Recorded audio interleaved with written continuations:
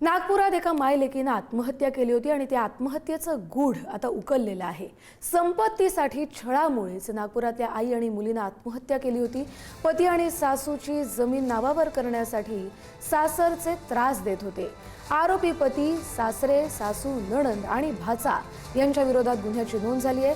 2 दिवसांपूर्वीच नंदनवन police station हद्दीत शिक्षिका संगीता ढबाले आणि मुलगी आकांक्षा ब्रह्मणे ही इंजिनियर होती। या दोघींनीही रायत्या घरी गळफास घेऊन आत्महत्या केली होती। संपत्तीसाठी छळ झाला आणि या छळामुळेच मायलेकीनं गळफास घेत मृत्यूला कवटाळलं। नंदनवन पोलिसांनी हुंडाबळी कायदा आणि विविध कलमांनुसार गुन्ह्याची नोंद केली आहे।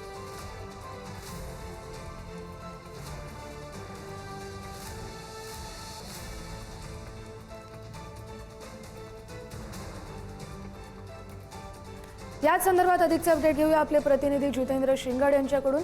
जितेंद्र, या आत्महत्येचा उलगडा नेमका कसा झाला? कस्तुरी 2 ते 3 दिवसापूर्वी आकांक्षा ब्रह्मेवतीचे संगीता ढबाले या दोघांनी नंदनवन पोलीस स्टेशनच्या हद्दीत राहत्या घरी गळफास घेऊन आत्महत्या केली होती। दुसऱ्या दिवशी घटना उघडकीस आली होती।